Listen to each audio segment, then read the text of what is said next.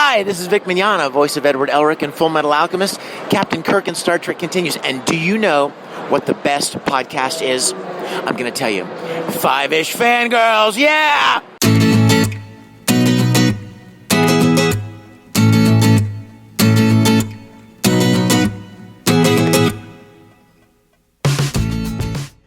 The tangents and squeak continue all the way to episode 149 of the Five-ish Fangirls podcast. Wait a minute, you guys aren't the real Avengers. I can tell Hulk gives it away. Welcome everyone to Fangirls podcast. So glad you could join us. Let's start off like we do every week. We'll go to the virtual table and see who's joined us this week. This is Brittany in Bethlehem. This is Chrissy in Salt Lake City. This is Holly from Wisconsin. And this is Rachel in Indianapolis, Indiana. Hello, everyone. Hello. Hey, everybody. We are here. How is everybody doing? Good? Good. Good. That's awesome. Little Game of Thrones hungover, but it's all good. Yeah. I don't have HBO, so I have to wait until after it's aired to be able to get to watch it. So then it requires staying up later than I mean. So That's what's nice about HBO. I like HBO now. It's not live, but it's only like maybe 5, maybe even less than that minutes behind. Yeah. So That's pretty slick. yeah. When the episodes are longer than an hour, it's like.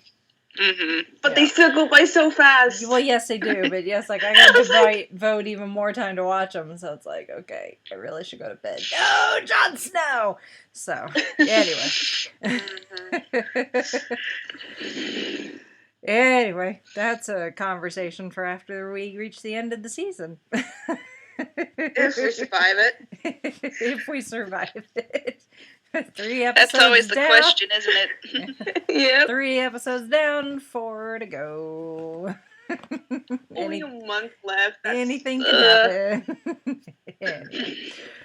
All right, so let's jump into news. We don't have a lot of news this week, which is probably a good thing considering how news-heavy the shows have been the last couple of weeks. Well, that's not completely our fault. Yeah. No, it's never our fault when the shows are news heavy, but it does put a strain on the old vocal cords, though. Anyway, A little bit. Though. All right, let's move on to news. Unfortunately, we have to start some 10 o'clock news. Mm-hmm. Disney Imagineer and rightedly so Disney legend Marty Sklar passed away in the last week, which was a big shock to say the least to pretty much the entire Disney community because he was just at D23 Expo not even 3 weeks ago. Wow. Yeah.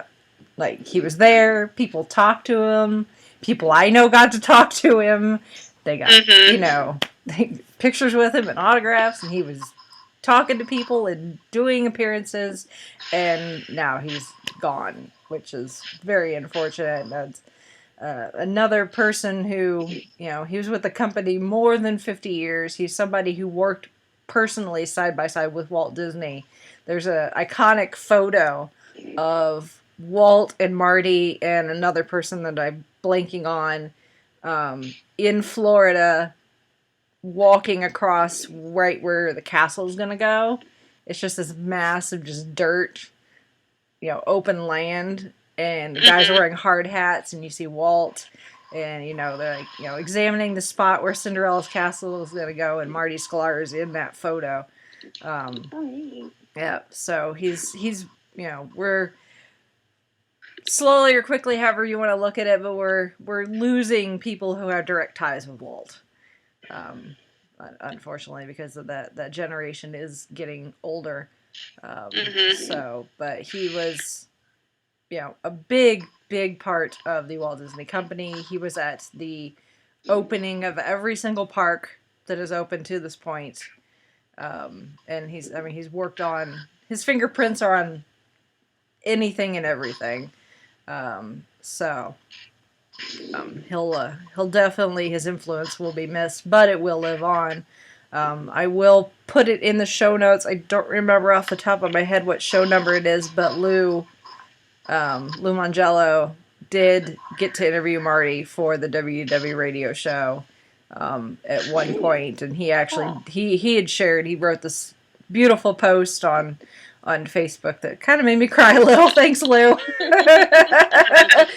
About how he had ran into Marty at California Adventure several years ago, and then he shared the podcast episode. So I'll make sure to put that in the show notes so people can listen to that. So, yeah, but yeah, it's sad. It's a little sad. Yeah. Yeah. So, but it is what it is, unfortunately. So, and obviously our thoughts and prayers and everything go out to his family and everyone that knew him. So, all right. So, It's episode 293, Rachel. thank you. You're welcome. Yeah. Lou's And that's show count that's is a lot the higher. WDW radio. Yes. Yes, Podcast. WDW Radio, episode number 293. Yeah. So yeah. So I will link to that. All right, let's move on to some convention news, and no surprise whatsoever, Sunday, aka Family Day at Gen Con, is sold out. So Kind of figured that was. yeah. So as of this recording at 6:24 p.m. Eastern Standard Indiana time on July 31st, the only single day badges that are available for Gen Con is Thursday. More than likely, I would guess that will probably be sold out by the end of the week. I would be really surprised if it makes it to the end of the week. So at this rate, with slightly over 2 weeks to go till Gen Con, it is going to sell out. And there's So if you want to go, yes, get on that. get on it. So, and if you wanted to go beyond Thursday, like I said in last week's show, I would go and see if they're still accepting volunteers, because at this point, that's the only way you're going to be able to attend is if you volunteer. And I have no idea if they're still taking volunteers at this point. So Who knows? yeah, And biggie. if it's okay, I have one other convention Oh yeah. bit of news that didn't get in the show notes. This actually happened a couple weeks ago, and I just keep forgetting to mention it. So some months ago, Star Trek Continues announced that they were going to be premiering their last few episodes at several different Comic-Cons. Mhm. One was in Florida just not too long ago, and one was going to be at Salt Lake Comic-Con coming up this next September. They actually announced that because Star Trek Discovery, and they scheduled all this before Discovery had been scheduled, but since Star Trek Discovery's premiere is going to be the end of September, which is right around the same time Salt Lake Comic-Con will be going, Star Trek Continues is going to push back the premiere of, I believe it was episode 10 they were going to premiere there. Mhm. And so if you were looking forward to that, sadly that has had to be canceled because they don't want to interfere with the premiere of Discovery, which the term they used was professional courtesy for them, and Vic and all the people that Continues have been very, friendly with the official, like Paramount and all them have been, gracious enough to let them continue Star Trek Continues, with all this, because they've been very, like I said, professional courtesy. So Mhm. I can understand why I'm a little disappointed, even though I'm not going to get to go personally. And I've seen they've premiered 2 episodes at different Salt Lake Comic-Con events. So I'm a little sad, but I can understand why. So if you were looking forward to that, and so now Vic, and he was announced as a guest under the radar, but I don't think he's going to be there this time, which is too bad because he's always a fun guest to get to see. But so that's been canceled, but there's a good reason for it. So I don't know if anyone out there was like, "Oh yay," or if they're disappointed or things. But they're gonna. and they announced. Well, they said Star Trek Continues via their Facebook page, I believe. They said they're going to retool the schedule and premiere it at a different event. And I'm just like, oh man, that'd have been cool to have one more at Salt Lake, but not this time. According to Darn Discovery. Wikipedia, of course, this is Wikipedia, though. But according to Wikipedia, because there's only 2 episodes left, and it's the series finale, obviously. Mm-hmm. But it's a 2-parter, and according to Wikipedia, part 1 is going to premiere October 8th, and the second part on November 13th. Okay, so that is on Wikipedia, so. I'm just going by what Star Trek Continues had up on their official Facebook page. I figured that was a good place to check it out. But so, which I still need to watch the most recent episode, especially because John Delancey makes a special guest appearance in it. So. Oh yeah, they've had a lot of Trek alumni. Oh, so we were looking at the website last night, and we're like, holy cow, we didn't know all these guys were there. Yeah.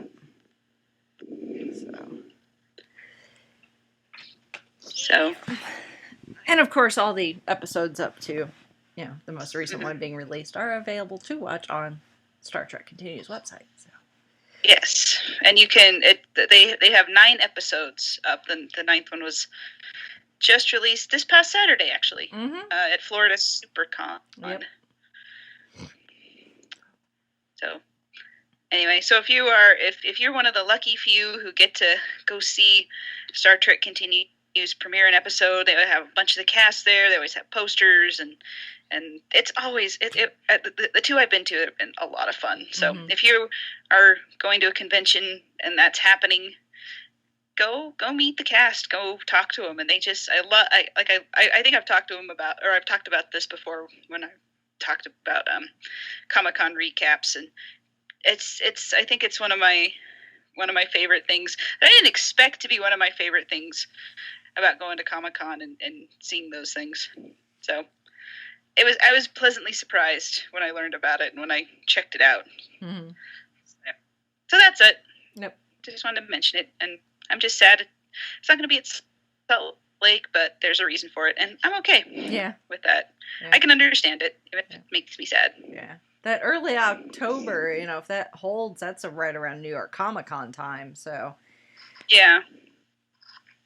Wasn't it already announced that it was going to be, one of the episodes was going to be in New York? Yeah, they announced that one was going to be in New York, but the third one, or the finale was not. I think they had 2, or let's see, they had 3 scheduled, one at Florida, one at Salt Lake, and one at New York, so they canceled the Salt Lake one, and they just moved it back to New York. Yeah, so New York maybe New York the finale, gets the one and now maybe the first half of the finale gets to New York instead, and then the finale. Yeah, New York gets the one that Salt Lake would have had. Yeah. Gotcha. Yep. All right. And they haven't decided when the one episode 11 will be released yet. Yeah. Just going by their little announcement here on Facebook. I'm just sad. I'm kind of sad it's ending because I really enjoyed it. But anyway, they did what they set out to do. They did. No more, no less. Yep. All right. So, good job, guys. All right. Moving on in the news. Moving on to our last bit of news, and I think we're all scratching our head at this one, actually. So, just a little bit. Apparently, riding the coattails of the reconstruction, I'm doing air quotes here, from San Diego Comic-Con with classic Doctor Who. The rumor mill, sort of, anyway, the next reconstruction, in this case an animated reconstruction, which, because we've seen that with reconstructions, we've had telesnaps with audio, pieced with, what existing footage there is. And then we've seen complete animated reconstructions done by a couple different companies, actually, throughout the years.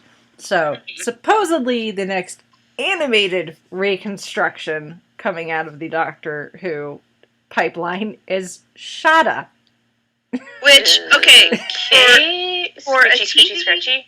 for a TV story of Doctor Who that was never finished, there are a ton of different versions of this one out there, and I'm just kind of like, why Shada? I mean, or ones that are missing, Yeah, I mean, there are. What was the last count? 9, somewhere around there. Yeah. And I'm like, okay, why don't you animate The Crusade? Or why don't you animate Dalek's Master Plan? Dalek's Master Plan, or Marco Polo even. Yeah. I mean, I would. I've seen telesnaps from Marco Polo. I'd love to have it animated. Marco Polo is a fun story, and that's one that I'm like, because it was one of the early Hartnell ones, and those ones were more widely sold. And the fact that it's a 7-episode long story, and it's like, why are there no episodes of this one in existence anywhere? Because that one's, it's just rare to have a full Hartnell story from the early times, because completely missing. And it's like, and it's a really good story, and that's like top on my list of ones I'd love to see. But yeah, animate that one, or something finished at a reconstruction, or let's see, there's one, there's the DVD release with Tom Baker doing the linking narration with the shot footage that they did end up with. There's Big Finish did a couple versions. There was the BBC webcast. Yep. Read there's the one book. With Paul McGann. There's a book. Read the I'm just book. like, no other Doctor Who story has had so many different versions. I'm like, I mean, it's a fine story. Don't get me wrong. It's although it's not, and again, maybe it's because it's a Douglas Adams or something. I don't know. Probably. I'm sure that has a lot to do with it. I'm like, how many more do we need? Apparently, at least one more. Apparently. I don't know. I kind of hope they move on and do some of the ones that are missing, because even if they did like something that's not highly regarded, like the Space Pirates, I would still be like, just get them animated. Yeah, I want to see it. Or the Highlanders. Yeah. Or the Highlanders. That's another. Yes. One. That's it. That's Jamie's first story. Exactly. Yeah. Everyone loves Jamie. I mean, well, and like I'll go back and harp on the Crusades a little bit. There are 2 episodes that they do have of that one. It's a 4-parter, and I'm like, because before they were saying, well, if there are like maybe 2 episodes missing, I'm like, Crusades, you've only got 2 missing. You can animate those, and I want a DVD of the Crusades because it's a good one. It's like, I don't know. I feel like there are so many others that they could pick, and Shada. Yeah. And I was like, okay, fine, whatever. Yeah. I don't even like Shada that much. Sorry. Yeah, don't take away my Whovian card, but it's like, it's not one of my, as far as Tom Baker's stories are concerned, there's better. This is true. I mean, every time I hear Shada, people talk about Shada, I'm like, okay, I know that's the missing one. What was it about again? Yeah. I don't know. It just all I know is it was the one that was never finished, and that's all I really ever remember of it. And I watched the DVD version. I read the book. I listened to the Paul McGann. Yeah. The Paul McGann one, and I'm like, I still don't quite get it, but whatever. Yeah. Okay. I think all I remember from Shada is like there's there's some bits that take place in like a library at like a university or something, maybe. I don't know. Yeah, like Oxford or Cambridge or something one of those like really fancy British universities. And Romana has a white dress and a hat with little cherries on it. Yeah.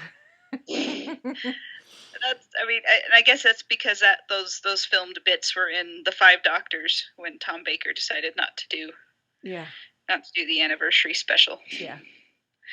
So they stuck those in and said, "Okay, he's in it totally." Yeah, he's promise. Totally in it. Anyway, that's Oh, just silly BBC. weird. Alright. Well, that's it for news. Although we're at the end of the month, so housekeeping. Yeah. Sorry, I can't talk today. Apparently, the photo challenge for August is ABC's of Nickelodeon, because lately it's been on my brain. I've been watching clips and reading stuff like, ooh, Yep. so Nickelodeon. Yeah, when we say Nickelodeon, we mean the kids' 90s Yes. TV network, not like, the old, like, 1920s and 30s, like, Nickelodeon type thing. The theaters you could get in for a nickel. Yeah, exactly. Which I don't know if a lot of people. I don't know if a lot of people get that, but I'm glad you mentioned that, Rachel. Because I remember when we remember history. You never know where people's brains may take them. So This is true. just wanted to clarify. I remember when I first watched Titanic, and Jack mentioned watching it on Nickelodeon. I was really confused. I was like a kid at the time. I was like, "What is he talking? Why is he talking about that channel?" I even thought I don't think they even had Nickelodeon in 1912. No, they did not. It was something completely different. But still, yes. So, Nicktoons, I guess, let's see. Rugrats, Doug, Real Monsters, what else was on there? Angry Beavers, Hey Arnold. Legends was trying of to the think Hidden about Temple, those. all the kids All the game shows. All the shows. Yeah, the kids. All the names Legends of the Hidden Temple. What was the sports? What was the sports one? I'm blanking on it. Guts. That was the one. Yes. And Double Dare. Mm-hmm. And of course, this also include I don't know. Would you guys want to include like Nick Jr. and like Nick at Night ones too? Nick at Night might get a little, because it's all old. That is true. That was like a lot of the reruns that were on other channels. Yeah. Yeah. But Nick Jr. probably counts. Nick Jr. would be fine, like Blue's Clues or Blues. Mm-hmm. now I'm blanking on all the other ones. It's been so long since I've watched any Nickelodeon stuff, honestly. Well, maybe that'll change. Yeah, absolutely.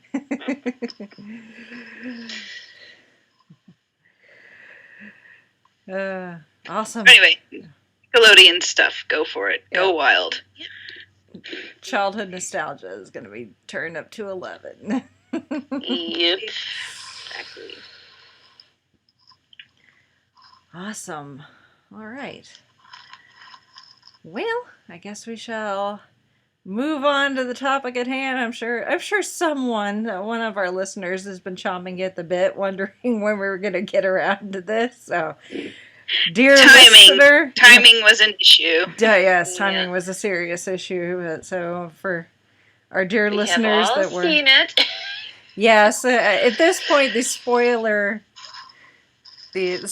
embargo would have, I think, expired anyway. But just in case, spoiler alert, if you've not yet seen Spider-Man Homecoming, stop now, come back later, and listen to this later, because there will be spoilers. So Very much so. Yep. So, Spider-Man Homecoming. This is the third Spidey universe, I guess, if you want to call it, film. So, Spidey's return to the MCU, I guess. But even though this is clearly, obviously, in the Marvel Cinematic Universe, this takes place after Civil War. It's got Iron Man and everything. It's definitely set within the MCU. This is still very much Sony's movie. I went to go looking for stills from the film, and I try to get them from, the actual source. So, like a lot of the Disney movies, and including, Marvel, Disney's got a spot you can go for the media if you need like a copy you can get officially. So I went there first. There is nothing Spider-Man Homecoming within that. There's all the other Marvel movies, but no Spider-Man Homecoming. It's all over at Sony. Yeah. So Sony is letting Marvel and Disney play with Spider-Man. They've not quite given him up yet. Yeah. Which you can kind of tell when you watch the movie. I mean, we've all seen Marvel movies, and we kind of know like what to expect from them and the kind of tone and everything. And this one, while it was definitely a Marvel movie, it was just a little bit different. It's kind of like trying to think. It's sort of like when you hear a cover band do a cover of a famous song, and it's like they do a really good job and it almost sounds just right, but it's not quite there. Yeah. That's kind of how I felt, and not in a bad way though, because I watched The Amazing Spider-Man, the first one. I haven't seen the second. I kind of don't care if I see it or not. But it was like okay, one thing I noticed in that movie is that Sony product placement is flipping everywhere. Like you can't spit without hitting a Sony product in that movie. It's a little distracting. I mean, I understand why, but it's just been I saw for Sony in this movie is when they go to the academic decathlon and there's a poster that's like has a bunch of like sponsors for the event, and Sony is on there with a bunch of other things. I can't remember what it was, but I just remember sitting there might be other things, but I didn't notice them quite as much. And I just remember sitting in theater like, oh, hey, there's their product placement. And that was the only thing I noticed, which I kind of liked. Yeah. Which I know that's a silly thing to fixate on, but I just remember that was something I noticed. Well, and I had to remind myself, too, when the normal Marvel open crawl didn't show up. I'm like, oh, yeah, that's right. Yeah. Well, it eventually... Sony Venture.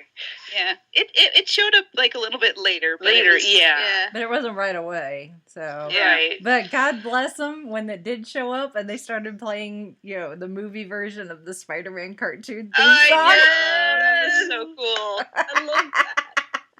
Like, Spider-Man! Spider-Man! I like that. Spider-Man does. So all the little nods and everything that were there were just really good, and I just feel like the Marvel Studios were just, they really wanted to play with this and make it part of the universe. They'll have to play ball with Sony. At least Sony is like, okay, yeah, we'll let you have him, even though you technically own him, but you're letting us.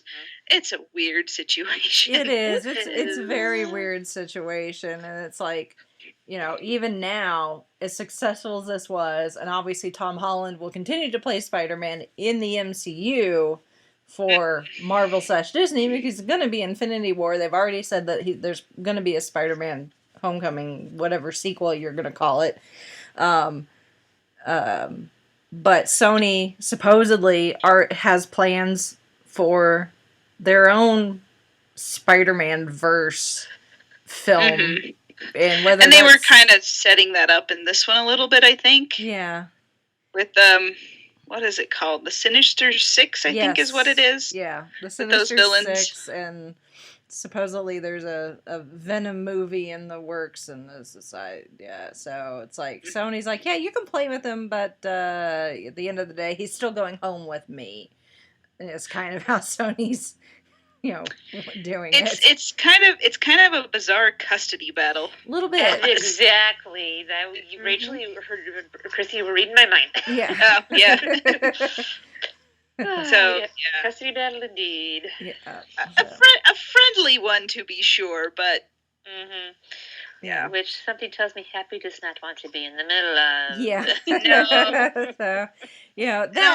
So, that being said, it for being in the MCU with the, I guess, whatever contract stipulations they have in the agreement with Sony, probably that product placement was part of it. I'm sure. It still had the feel of an MCU movie. You had, it was funny. you've got good action. There's a Stanley cameo, which is hilarious. Don't make me come down there, punk. I loved it. We get a mid-credit and a post-credit scene, and there's all sorts of Easter eggs. So and we've got Happy in it, which we knew Happy was going to be in it because he was in the trailers. Would have enjoyed this job a little more instead of writing Hurt on Tony. Yeah. Yeah. But I think they did a good job because they did say, yes, Spider-Man, he will be getting his own movie. No, it's not going to be an origin story, and they stuck to that. It is not an origin story. I was so happy they didn't do the origin story. Yeah, we didn't need it. Everyone knows the origins of Spider-Man. We know what happens. Yes. I did like that they kind of snuck it in with, he's telling his friend, saying like, well, I got bit by a spider, and that's all you really need to know. Yeah. I mean, they don't dwell on, the Gwen Stacy thing or Mary Jane Watson. Although at the end there is, the girl that says, oh, they call me MJ, and it's like, well, you're not Mary Jane, but that's fine. Yeah. And I kind of, I didn't think that I would feel this way. I don't know. It kind of like at the end when they said that, and I'm like, I don't know. I may get flack from like diehard Spider-Man fans. Like, you can't have Spider-Man without Mary Jane or Gwen Stacy, and I'm like, I kind of don't care about either one of them right now. Yeah. And if neither of them show up in the MCU as established, I would be fine with that, just because we've done that before. Let's do. I kind of want to focus more on. I really like this version of Peter Parker. Like he's got the emotional baggage, and he's also dealing with being a regular kid, and he's snarky, and he's got the humor, and I just remember. I mean, this is a long time ago, and this YouTube channel, it still exists, but it hasn't been updated in so long. It's the Marvel DC parody videos it's just some random guy. You can search it on YouTube. And he used to like he'd have like Spider-Man would compare their movies, and there was like this whole big and he did this for years. There was like this whole big rivalry before really the MCU got started between Marvel movies and DC movies, and in those, and he just did them with little action figures. And throughout, and then like Iron Man came along, and he had Batman and everybody, and Spider-Man in those videos. And I kind of wonder if Marvel, because this Spider-Man reminded me of the Spider-Man from those YouTube videos where he's this earnest young kid. He wants to be, to quote one of those videos, he wants to be the Avengers' new recruit, and he's just like, he wants to impress, and he tries so hard. He wants to impress Iron Man because he's his hero and everything, and Iron Man just kind of like, oh yeah, whatever, kid, you're fine. And he's so excited about, I'm gonna be in the Marvel movies. Like, no, you're not, and everything. So like this whole time, and at the end of the movie, when Tony takes Peter to the Avengers' new base and shows him the new suit, and I'm just singing in my head the song, when they're the YouTube song from the thing, and maybe I'll have to. I'm sure I've shared it before, and I'm just like, Spider-Man, you could be the Avengers' new recruit, and I'm just like, yay, I'm so excited for him, and then he turns it down. I'm like, well, of course you did, but it's like, you're 15, anyway. You need to get an education. Yes, this is true. But I was excited for him because he was going to be an Avenger, and then he's not. He's still going to be an Avenger. Works. He's just got to. He's got to finish high school first. Yeah. Peter was Pepper's reaction when she found it. Like, this press conference for it. And I was like, oh, okay, can we talk about Pepper Potts' appearance? I was so shocked. I did not expect her to come back. That was one of the better kept secrets. Oh my god! And then in like and then in the credits, she's like one of the first ones to be credited. Gwyneth Paltrow is like comes like after there's Tom Holland and Michael Keaton and a couple others, and then there's Gwyneth Paltrow. I'm like, she wasn't even in it for 5 minutes. Well, maybe they filmed this. Maybe they filmed her scenes first, and then everything else later. Who knows? Maybe. It was probably part of her agreement to come back. As far as we knew, she was done. I mean, she and Tony had broken up off screen, and then Tony mentions it in Civil War when he's talking with Cap. You know, he's like, "Where's Pepper?" And he's like, "Well, we're kind of broken up. And we're taking a break." But now apparently he proposed in front of all apparently they're back together and gonna get married. So. Which good for Tony. Tony deserves some happiness, and no one else is going to put up with this crap. But nope. True. He needs someone that will put up with his crap. So very much so. So, because Happy can only handle so much. Poor Happy. Peter Parker in this movie, you know, he went on this crazy adventure in Civil War, going to Germany, and we get to see, you know, his vlog at the beginning, which is hilarious. You know, it's Civil War from Peter Parker's perspective, and he's just like, he's so excited, and then they get back to, you know, Queens, and he gets dropped off, and he's like, taste of what being a superhero is like, and he wants more of it, and you know, he's off doing, you know, he's saving people's stolen bikes and giving old lady directions, and they buy him churros, and you know, and he's calling into these nightly reports to Happy, and he's like, you know, I'm ready for my next big mission, getting ignored. But then he discovers, you know, a real genuine threat, and when he really truly does need reinforcements from Happy and Tony, they're not there to give it to him. And and then he's forced to have to take on everything by himself. So it's a strange dynamic, because he's so much younger than all the rest of the Avengers. He's in the movies 15. You know, and Tony's just like, we'll take care of the big stuff. You just be the friendly neighborhood Spider-Man. Exactly.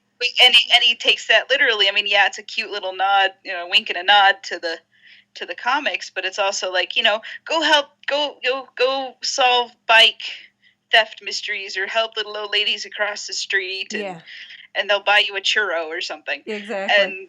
And all that kind of stuff. Yeah, a friendly neighborhood Spider-Man apparently only works in Queens, because Spider-Man in the suburbs doesn't work.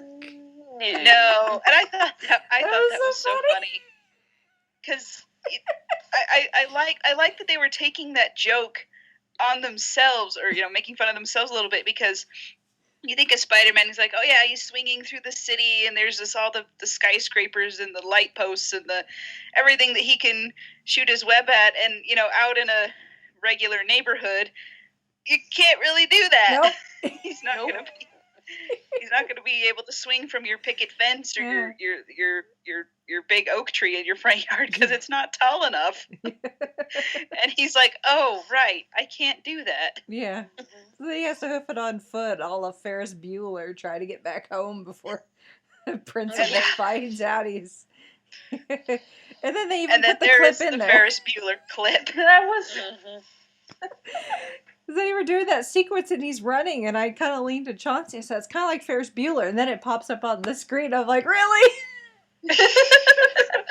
Bingo. They thought of it. They thought of it for you. So, and it's also a bit meta too, particularly meant, you know, having that Ferris Bueller reference. Yeah, it's funny. Ferris Bueller. Anytime you can make a Ferris Bueller reference, is, you know, it's always a good thing. I mean, look at Deadpool. But it's also a somewhat of a more obscure and kind of meta Easter egg as well, having Ferris Bueller in the movie. And I had to ask Chauncey afterward. I said, do you get it's obscure, and I don't know if they intended it to be an Easter egg, but it is an Easter egg. I said, do you get the reference to the MCU in Ferris Bueller? He's like, no, I don't. Tell me. I'm like, Ferris Bueller's sister, played by Jennifer Grey, aka Baby from Dirty Dancing, is married to Clark Gregg, a.k.a. Phil Coulson. Oh, okay. Yes. Yep. Because I'm sitting here Makes thinking sense. the whole time you're talking about, I'm like, there's an Easter egg, and I'm just like, Yeah. was it like the director or something, or I don't know? And then you Ferris said that, like, Bueller's oh, sister okay. is married to Agent Phil Coulson. Bingo. It's All all right, connected. So, I don't know if they intended that to be an Easter egg, but it is. It's So- kind of like those 6 degrees of Kevin Bacon things. A little bit. Mhm. A little bit. I'll take it. I mean, anytime you can link the MCU back to Phil Coulson, I'm totally down for it. And like, I need Phil back. Mhm. So, Sure, why not? anyway, that was funny. That cracked me up. And all of the appearances by Captain America in those Oh, my goodness. movies. The PSA. You know, I can totally see. I mean, it's not until Marvel mentions these things that I think, oh yeah, that makes total sense. Because yeah, I can totally see Captain America doing some kind of, agreeing to do some series of educational videos to be shown in schools. And the first one, Cap is like talking about my good friend, your coach, and he motions to one side of the TV screen, and the actual is on the coach wrong is standing side. on the other side of it. Yeah, they explain that because a lot of people are like, why are they doing this at post Civil War? And the coaches are like, yeah, I know he's like a wanted criminal, but we have to show these. So, Yeah. like, there you go. Easy explanation. Thank you very much. Yep. I remember having to do the presidential fitness test when I was in school. Oh yeah. Yes, I So- remember And having all to do that too. those cheesy videotapes that they showed you, they're all like, hey, we're gonna be so excited about learning. We're just like, yay. Yeah. Mhm. It's like, Couldn't yeah, do a you chin up guys, to save my life. yeah. And I mean, okay, we've all seen movies about kids in high school, and now I look back on them and I'm like, man, that is so not how high school is, and you guys just don't get it. This one, I think, came really, really close to what high school is actually like. And I don't know. That was part of the charm of it too. Is it wasn't too glossy. I guess it's still like, superheroes. He's a superhero, but he's still kind of a dork. Yeah. Mhm. Yeah. He's young and he's he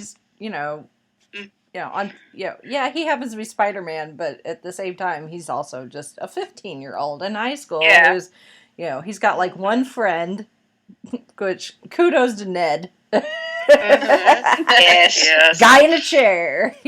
He finds out Peter is Spider-Man. He's like, guy in a chair. And they're like, what are you talking about? He's like, every superhero's got a sidekick, the guy in the chair giving him directions, doing things with the computer, and then Ned gets to be the guy in the chair later.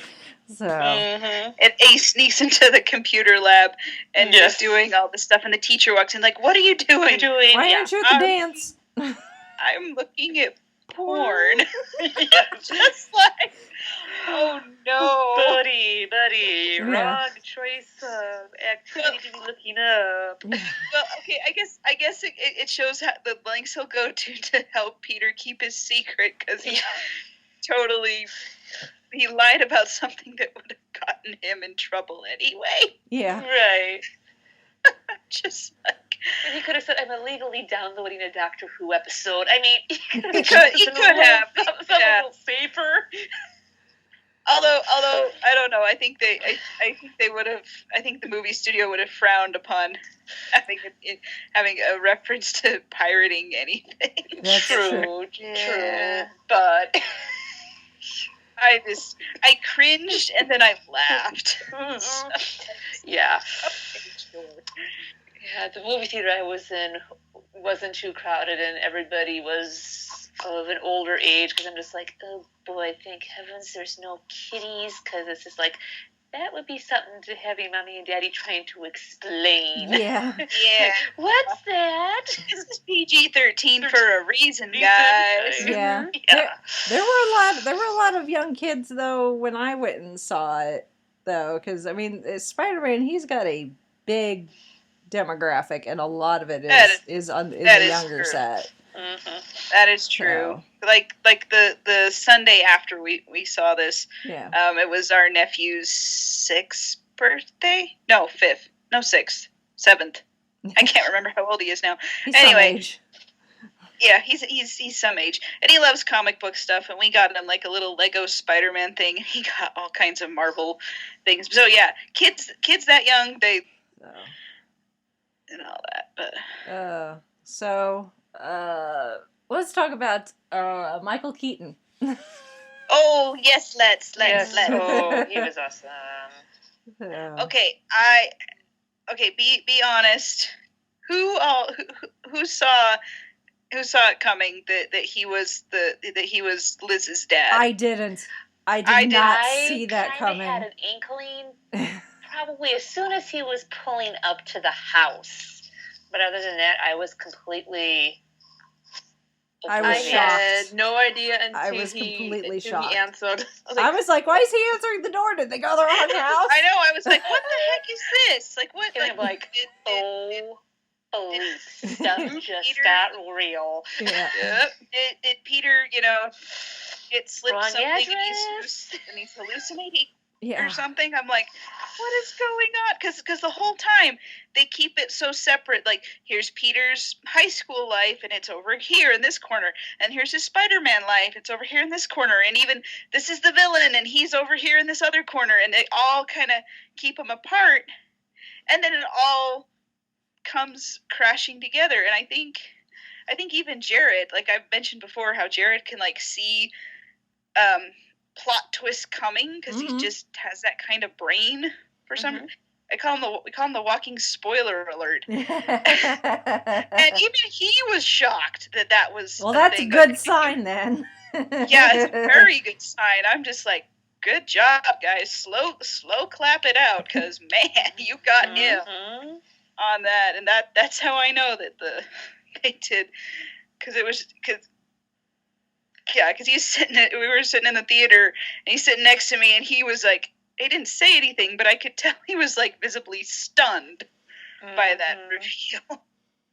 And like I said, it takes a lot to surprise him. Yeah.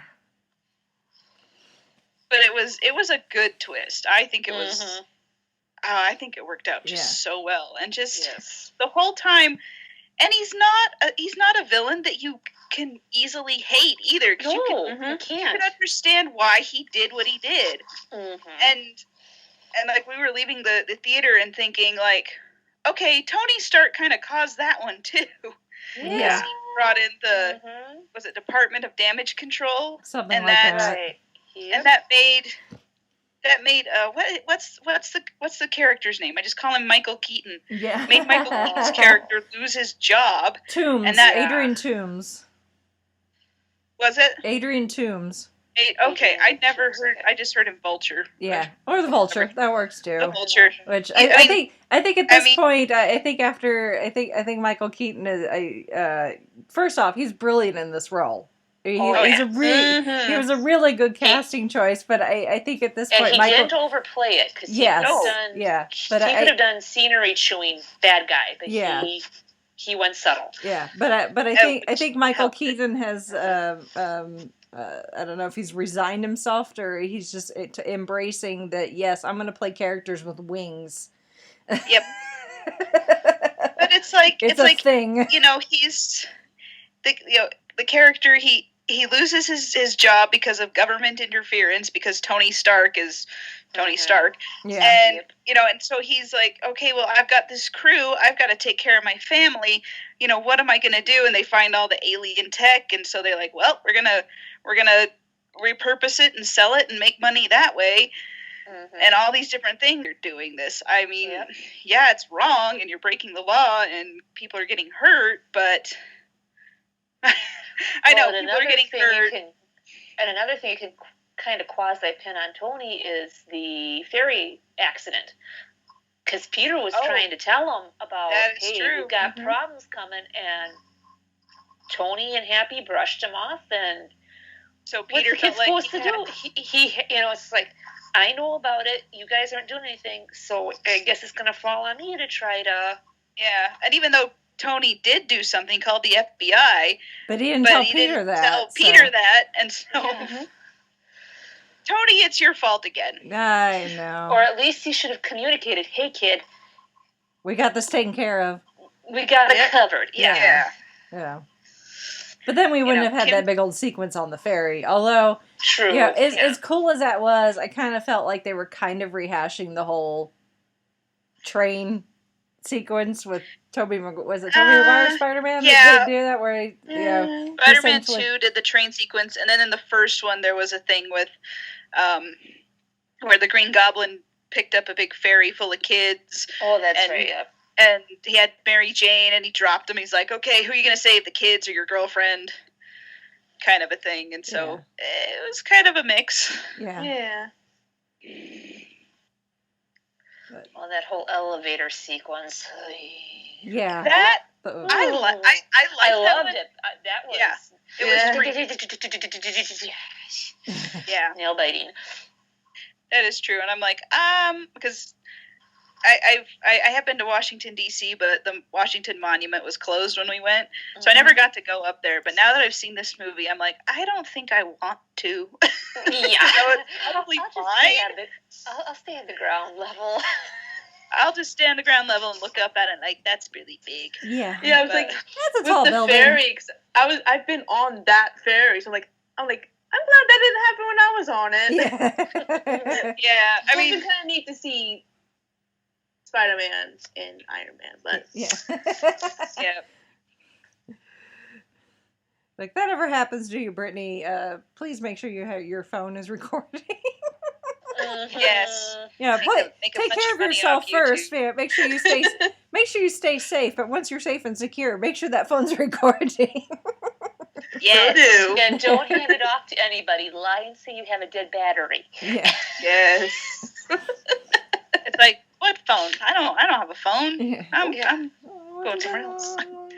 Yeah, Jedi hand wave. Yeah. Got it covered. I do not have a cell phone. Yeah. I'm the only person on the planet who doesn't have a cell phone. Yeah. I mean, I don't know. It just there were just so many good moments in this movie, and it felt. One other thing, though, I will mention is like, because when we left, we got out of the movie, and it was like we went to like maybe I think it was like a 7 o'clock showing, like early in the 7 o'clock hour, and it was pretty late when we got out. It was probably like 9:30, or felt really late, and I didn't feel like the movie was really long, but Jared said like. He's like, yeah, that felt kind of long, but I don't know where you'd cut it. And I'm just thinking about all the really good scenes in it, because there's the beginning, and there's the bit where he's rescuing people, and the thing is a vulture, and then they go to Washington D.C. and they hack the suit, and there's all these different things. I'm like, I don't know which one I would. I mean, I'm sure you could cut one of those sequences and it would be fine. I just don't know that I would want to cut any of it. No, because if you kind of cut some of that, then it would take away from the narrative, especially when a couple of Vulture's crew decides they want to go ahead and go rogue. You know. Yeah. And there is that, and so I don't know. I'm just sort of like, but I didn't feel like it was too long. I was just wondering if any of you felt. I thought it felt okay. I mean, we kind of leave it open for kind of the Vulture's return, because basically the Vulture kind of protected Peter, because that one guy comes up to him in the cell block, and he's like, I have no idea what you're talking about. Yeah, and the whole reason is because that was his daughter's. Well, his daughter's friend. He took her to the dance and all these different things. saved his life. Yeah, his life. He didn't let him, burn to a crisp after the plane crashed. So yeah. So he's still a decent guy. He's just he had the best of intentions. He just went about it the wrong way. Yeah. Yes. Unlike some of the other people. So. I really like how they showed like when Peter was waiting to get calls back from Happy, and he's basically ignoring his his rest of his life. And then when Tony basically, what am I trying to think of? Like, basically told him that he's not a member anymore, and you kind of can watch Peter kind of get back with his friends and enjoying his non-superhero life. And I kind of like that, seeing that, which probably helped his decision at the end. Yeah, well, I mean, and in the final like battle, Peter has to, like, he turns back to being Spider-Man again, and he has to use his old homemade suit, which I really like that they had that in there, because you know, in the other two Spider-Man movie series, it's like, high schooler is going to have a suit like that. Yeah, no one's gonna have a suit like that. That's like way too fancy. Yeah. And like, how do you make something like that when you're, you know, broke and the web material you can justify, because we see him, you know, he's been experimenting with the web material in like science class. Yeah, because we know Peter's a smart kid, and he's, you know, he's in the academic decathlon, so he's got some smarts, and therefore. Well, and his high school's like what, the science technical, because like everybody at that school is supposed to be really smart. It's supposed to be a school for like, you know, like gifted, you know, gifted and talented, I guess. And can we talk about the suit that Tony gave him with the built-in safety? Yeah.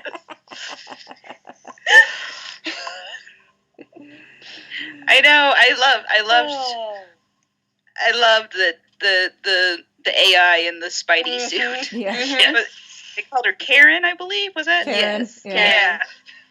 And you know, and they're talking, and she's all there's an Easter egg with that too, because she's the voice of Friday also, which is Tony's new AI after, you know, Jarvis became Vision. But the voice of Friday / Karen is the real life wife of Paul Bettany, aka Jarvis / Vision. Oh, wow. They're keeping it it's in the all family. Connected, even behind the scenes. Yes. Keeping it in the family. Yep. Yes. And now I have to remember who his wife is, because I know she's somebody that I've heard of. I don't remember off the top of my head. So. And quick to the Wikipedia. That's where I'm going. Let's see. Blah blah blah. So, there's all sorts of Easter eggs, and there's, you know, obviously like there's references to, you know, they're setting up things like the Sinister Six. There's the wait, it's Jennifer Connelly. Yeah, but she's not the voice of Friday. She's not the voice of Friday. Okay, she's just the voice of Karen then. Okay. But yeah, she's a Karen. So Jennifer Connelly, she was in Labyrinth. Thank you. I was like, the one with David Bowie. What's it called again? Yeah, she is married to Paul Bettany. She sounds very similar to Friday, so yeah, maybe that's where it's coming from. But there's also the scene when Peter's trying to figure out. He goes to interrogate that one guy that he spotted trying to buy the weapons from some of the Vulture's henchmen. And he's got the voice masking, and he's like, dude, you didn't sound like that before. So, and he's gets information from him, and he mentions that he's got a nephew that lives in the area, and for a lot of people, they're taking that's a Miles Morales Easter egg right there, that he's referring to Miles Morales, so Miles may pop up, you know, down the line. So. Yeah. Yeah, that was the other thing. Jared leaned over to me and said, "Oh, I bet you that's Miles Morales' uncle." And I'm like, "Really?" Yeah. And then he mentions that he has a nephew that lives in the area. So I'm like, okay, yeah, probably setting that up. Yeah, but timing wise, we're not likely to see Miles for a while, because Miles is even younger than Peter. So at this point, Miles would be too young to Oh yeah. Be anything. So he's definitely still in school and should stay there. So, but yeah. So there's with any Marvel movie, there's always just a ton of Easter eggs, and some, it depends on the depth of your knowledge on how many you will pick up, just in watching. Some are very obvious, and then some are not so much. But that's one of the fun things that make these movies rewatchable, is trying to find the Easter eggs. Yeah. So. Although I will say this for all the Easter eggs, because I mean, Agents of S.H.I.E.L.D. is great. Not going to question that at all. But sometimes some of the little mentions, like, they name drop Captain America or Hulk or Thor or different things. To me, some of those mentions kind of feel a little bit forced sometimes, just to like remind, hey, everyone, we're part of the MCU. Mm-hmm. And I kind of wondered if that would happen in this movie, just to, and I honestly didn't think it did. And I think the way that they with the Vulture's crew cleaning up after the Battle of New York with all the Chitauri stuff that they were picking up. And I'm like, that was actually, I felt like that could have been a little cheesy, but it worked for some, because it all just played into the story. Mm-hmm. And then having Avengers Tower and Happy loading up, getting the guys to load up the plane to go to the new base and all those things, like and all those different things. It kind of felt more organic than they have done in the past. Yeah. But I don't know how other people feel about all those little tie-ins, but sometimes when I've watched some of the other Marvel stuff, it's like, that felt a little like you're pushing it too much. But this one, it didn't, and I was happy about that. Yeah. I think they've gotten better at that. Yeah. Minor issue of the timeline with that, though, because supposedly we've been told that the Marvel movies run in real time. So whatever year they were released, with a few exceptions where, like, there's some space in between the movie releases, but they actually take place concurrently, like Iron Man 2 and Thor are supposed to be happening at the same time. And Guardians 2 is supposed to be still in 2014. And Guardians 2 are separate time. They're not real time, but for the most part, the MCU runs in real time. So we see the beginning of the movie. It's post the Battle of New York. The Avengers was released in 2012, but then we get this 8 years later is when Spider-Man Homecoming is supposed to take place, which puts it in 2020, which is not now. Right. No, that is true. Maybe they're taking the Doctor Who method of time-wise. Yeah, so there's some people that are screaming foul. It's like, oh, you've completely screwed up the continuity and everything. It's like, no. I don't see them as well thought out as everything has been to this point. I don't see them screwing up that largely. And really, because I really didn't notice so much, and maybe it's just because I hadn't really I haven't really been plugged into that fact that that when they're released is when they're supposed to happen. Mm-hmm. I just was kind of like, hey, I'm enjoying this movie, and so like the time frame doesn't really bother me so much. Yeah, I don't know. Yeah. It might just be me. It doesn't necessarily didn't bother me either. And I think with the things that are going to be happening in the next couple of years worth of movies, is we may get that may get ironed out, because like I said, at this point I don't see them screwing up continuity wise that badly.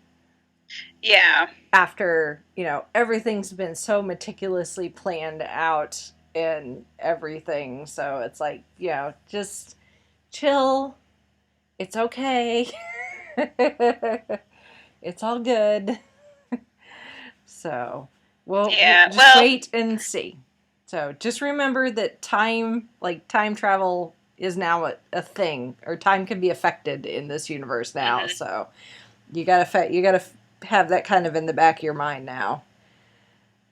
Yes. Thanks to a certain sorcerer supreme. So I've come to bargain. yes.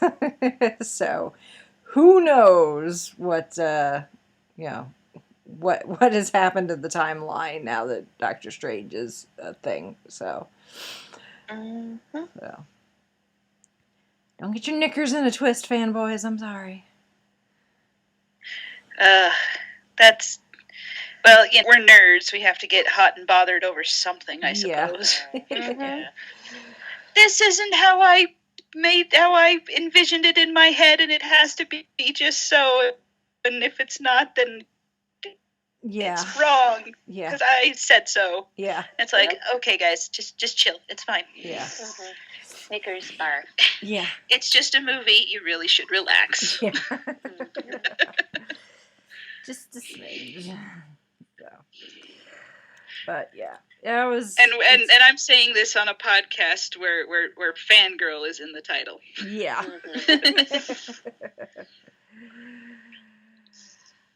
I was like, kind of think, is this something I really need to take my soapbox out for, or should I save the soapbox for something else? I think the soapbox can stay put away for right now. Yeah. So. Yeah. Keep your powder dry, as they say. Yeah. Yes. So yeah. Anyway, no, I mean, I don't know that Spider-Man: Homecoming is my absolute favorite superhero movie, but it was enjoyable, and I really liked it, and it was a good way to bring Spider-Man into the MCU. I mean, I'd almost forgotten about it just because, we've had so many Spider-Man movies, and we just got off Wonder Woman, and it was sort of like, it felt like it was going to be just a footnote for the summer almost, but it was, it was still really enjoyable, and I really liked it. And I'm glad I went and saw it. And kind of be calm before the storm that is going to be Infinity War. Yeah, that too. Yeah. Although I was slightly disappointed I didn't get a new Thor trailer. But I guess they were saving that for San Diego. But I was just kind of like, man, I was expecting that. But I don't know why. I didn't even get a Thor trailer. I was not happy when I went. Even though I've seen it before, but it's like... Well, yeah. I got the Justice League trailer. Yeah, Justice League. I'm like, okay. Well, probably because Sony, maybe they decided that they would play Sony trailers in front of the movie because it was a combined deal. Who knows? Probably, yeah. And they did have that really, I don't know if you've noticed this with Sony movies, but they have like this, it's not really a trailer, but it's like a little ad before they play the movies where at this one they had Tom Holland, but other movies they have the actors that are in the movie you're about to see. They say, "Oh, thank you for coming to the movie theater," and you're just kind of like, "Okay, that's weird." It's like, where else would I go? Yeah. It's like, you guys sound a little desperate. So I don't know. I've noticed it with Sony movies, or at least movies that are under this Columbia or other studios that are owned by Sony. Or is there some super secret streaming option where I could be watching this from home that I don't know about and pay for my price of admission? Yeah. So sign me up. Yeah, I don't know. I see those. And I'm just kind of like, you guys are kind of silly. Yeah. Just a smidge. But we could do some that's silly all right. sometimes. You let us have Spider-Man in the MCU, so we won't come down on you too hard. I mean, when you we can do it a little silly and a little funny, especially the end of the movie when Peter's turned Tony down. It turns down the fancy new suit, the Iron Spider suit, which we'll probably end up seeing in Infinity War, because that looks like something that will be... He'll need to wear to fight Thanos, of all people. But he lets him keep the suit that he had to, that he essentially wore in Civil War. And, you know, he gets back to the apartment and Aunt May walks in. Yes, I am looking forward to Aunt May knowing that Peter is Spider-Man. Oh, that was Yeah. great. Mm-hmm. Can't quote her, but that was great. Yeah, well, Yep. they cut it off so the movie stays PG-13. I liked how they did that. Yeah. Mm-hmm. Yeah. I kind of rank it right up there with the Tom Skerritt in Leverage, where they come close to doing the Bruce Willis in Die Hard. Yippee-ki-yay, I found it! Yeah. I do love when they have to keep it at a certain rating. I love the edits. It's just It almost like, makes how are it, they it almost gonna makes do it it? funnier. Yes. yes. Because it's like, yeah, we know you actually didn't mean that. Yep. To quote a certain talking raccoon. Yes. But- oh, and speaking of endings, we gotta talk about the end credit bit, and it's like Marvel is totally Troll- making fun of itself. Oh, yeah. Trolling us, They- yeah. He's definitely trolling The us. MCU at this point has become self-aware, and it's hilarious. Yes. And it's like yeah, you're kind of making fun of me as an audience, as someone in the audience who stayed and waited for this. I'm like, I'm not even mad. I think this is hilarious. This is the greatest It's thing. hilarious. And just for a little bit of spite, I stayed and waited until everything was black just to see if they Just in weren't gonna go, case. gotcha! Just in case. Yeah. Here's one more. Yeah. Just in case. I mean, it's, you know, I'm always going to stay until they pretty much, you know, the lights come back on and the people are like sweeping the floor. Mhm. But Yeah. it is kind of nice that they are kind of giving us a heads up ahead of time. Like, yeah, obviously they're not telling us content as far as post-credit scenes, but yeah, we are getting a heads up saying, oh, you know, there's a mid-credit and a post-credit, or Guardians of the Galaxy Volume 2. There's 5. So Plan your it does help accordingly. it does help you plan your Yes. snack and soda, you know, your popcorn and soda intake accordingly. So Yes. I do thank, you know, Marvel for that. So it's good to know how long I have to wait. Yes. Before I go to that. And there's no pause feature like with DVDs. Yeah. No. And to all the ladies out there, I have to pipe this in, speaking from experience now, having, you know, I'm at the tail end of being pregnant, and yeah, you really have to watch your liquid intake at the movies, even more so than normal. Because I'm just like, I'm not moving until this is over, but I really gotta, but I don't. And then it's like, once it's over, okay, where's the restroom? Yeah. Go. It's like, Tiny, do mommy a favor. Don't move. It's like, don't move, kid. Yeah. Well, thankfully, you know, the next one's not till November, so. Well, yes, and he will be well and truly evicted by then. Yes. So you won't have to worry about him sitting on your bladder. No. for Thor Ragnarok. So. I'll have to worry about other issues by then, but not that one. Yep. Although with my nephew, my brother and sister-in-law they've kind of got it down to a science. You know, they've taken him to a couple of movies now, and they team up with the in-laws. Yeah. Pre-planning is your friend, regardless of whether you're going with children or not. Especially with these movies, pre-planning is your friend. You don't want to miss anything. So. No. So anyway. So yay, Spider-Man: Homecoming, thumbs up from all of us. Yes. Mm-hmm. Yes. Anything else we want to make mention of?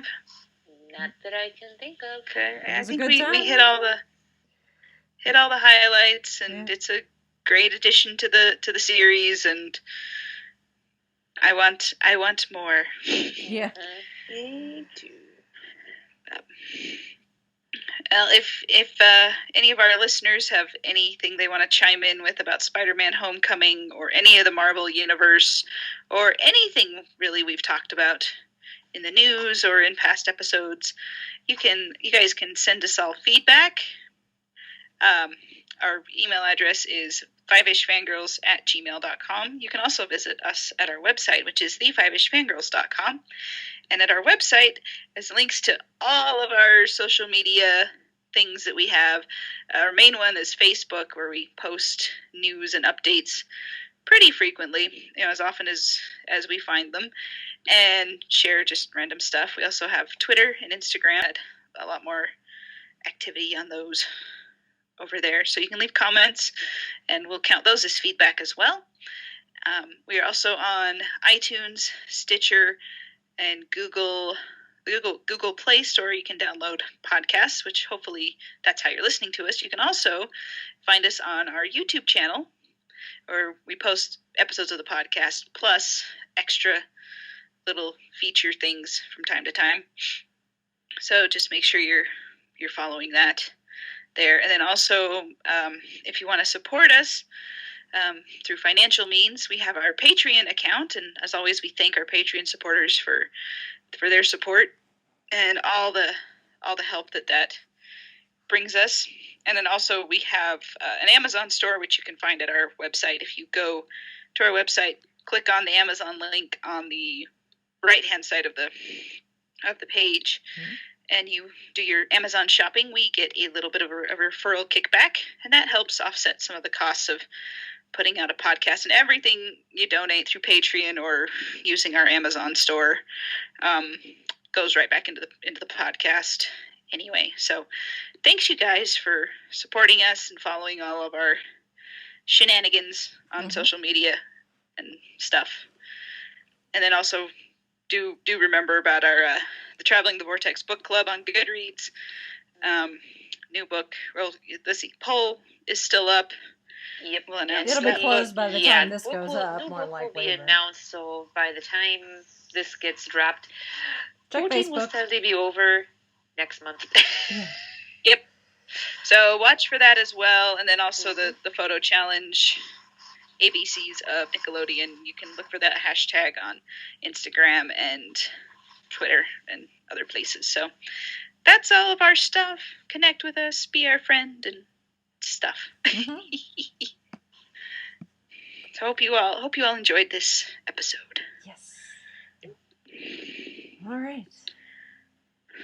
Well, with that, I guess we shall sign off for this week. This is Brittany in Bethlehem saying goodnight. This is Chrissy saying goodnight from Salt Lake City. This is Helen from Wisconsin saying good evening.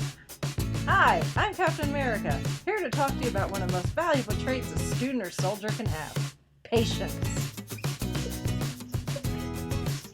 Sometimes That was Rachel.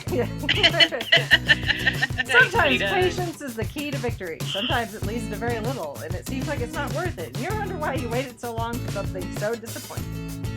How many more of these? But it wasn't that disappointing though. I know. How many more of these? Oh, I laughed so hard. I did too.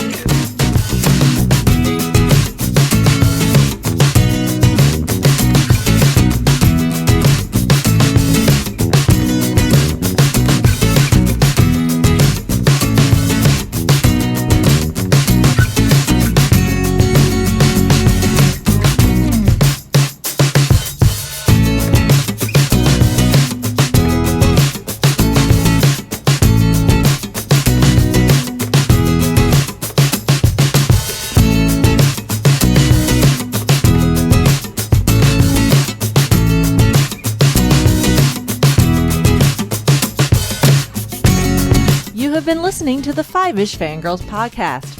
Any and all movies, books, games, and other forms of media mentioned are owned and operated by their respective copyright holders. No copyright infringement is intended or implied.